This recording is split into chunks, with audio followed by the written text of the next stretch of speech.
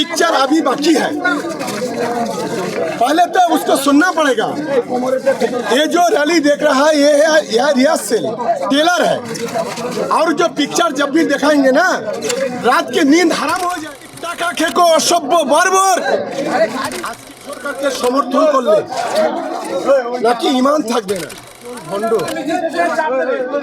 যেভাবে মুসলমান সমাজটাকে বিপরীতে পরিচালিত করতে চাইছে, বলছে রাজ্য সরকারকে সমর্থন করলে নাকি ঈমান থাকবে না।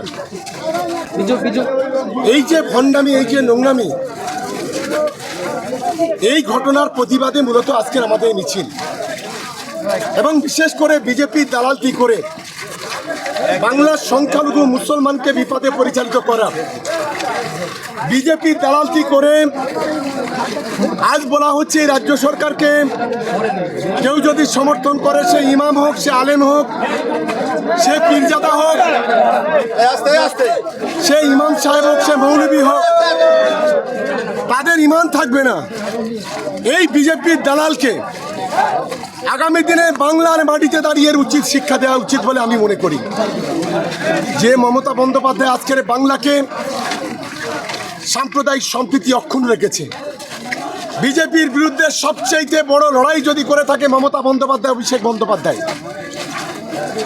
বিজেপির বিরুদ্ধে প্রতিটা তাদের মুখোশ যদি খুলে দিয়ে থাকে তার নাম মমতা বন্দ্যোপাধ্যায়।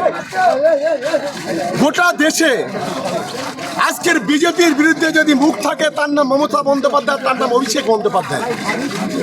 আজকের এই দালাল ফজা, এই ফজা বলছে যে মুসলমান, যে আলেম ওলামায়েরা যারা এই রাজ্য সরকারকে সমর্থন করবে তাদের ঈমান থাকবে না।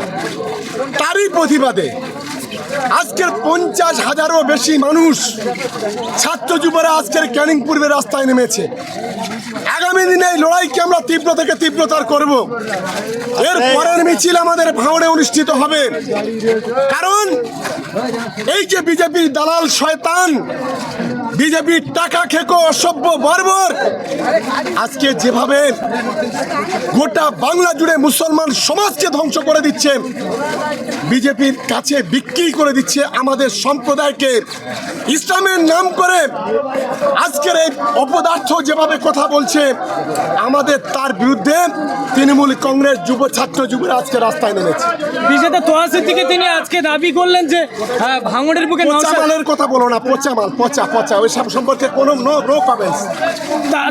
মোল্লারা পচা গুইতে বাড়ি মারে না, ওসব পচা মাল, ওসব আজ একরকম কাল লাগো, রাতে একরকম তো সকালে এক রকম। এদের কাজ হচ্ছে এইসব পচাদের আমরা গুরুত্ব দিই না। তিনি বলছে তো ক্যানিং এ হারবে সকল মূল্য, এমন ও পচা, ওসব কে? ভগবান এসছে না, ও আল্লাহ এসছে। তাই এরা আবার মাঝে মাঝে নিজে নিজে আল্লাহর সাথে ভোট যেদিন গণনা হবে সেদিন বলবো, এর উত্তরটা সেদিন কোড়ায় গন্ডায় সুদে আসলে দিয়ে দেবো।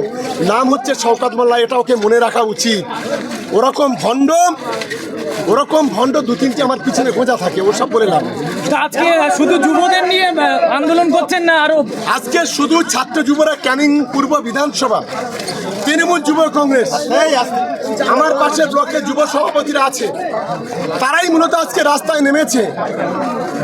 যেদিন তৃণমূল কংগ্রেস নামবে সেদিন ওদের রাতের ঘুম কজনের হারাম হয়ে যাবে, আর ঘুমাতে পারবে না। এটা হলো তৃণমূল কংগ্রেসের মাটি, ওর মনে রাখা উচিত। হুমকি ধুমকি দিয়ে কোনো লাভ হবে না। এটা হচ্ছে ক্যানিং পূর্বের মাটি, পাশেই ভাঙড়ের মাটি। আমরা জানি এই তোলাবাজরা, এই পয়সাখোররা এরা কত রকম চরিত্র নিতে পারে, এটা ভাঙড় ক্যানিংয়ের মানুষ জানে। আগামী দিনে তার জবাব দেবে। যতই বিজেপির দালালি করুন, তৃণমূল কংগ্রেস কিন্তু শেষ হাসিটা হাসবে, এটা ওদেরকে মনে রাখা উচিত। একেবারে বৃষ্টি মাথায় আমরা দেখলাম যে হাজার হাজার মানুষের সারা কি বার্তা দেবেন? শুনুন, আজকে যদি বৃষ্টি যদি না হতো, লক্ষাধিকের উপরে মানুষ রাস্তায় নামতো। যারা ক্যানিং পূর্বের স্বপ্ন দেখে, ভাঙড়ের স্বপ্ন দেখে, তা এটা তো আমরা টেলা দেখলাম। पिक्चर अभी बाकी है, पहले तो उसको सुनना पड़ेगा। ये जो रैली देख रहा है ये है, यह रिहर्सल टेलर है, और जो पिक्चर जब भी दिखाएंगे ना रात की नींद हराम हो जाएगा। বড় বড় কথা বলছেন, আমরা মাটি থেকে রাজনীতি করি, আমরা গরিব মানুষের নিয়ে রাজনীতি করি। আমরা টাকা খাই না, টাকার বাঙ্গিল পকেটে পড়ি না। মমতা বন্দ্যোপাধ্যায়, অভিষেক বন্দ্যোপাধ্যায়ের মেটিয়ান আমরা। যত দাবাবেন তত গর্জে উঠবো। তবে এই পচা মালগুলো সম্পর্কে যত কম কথা বলা যায় ততই ভালো।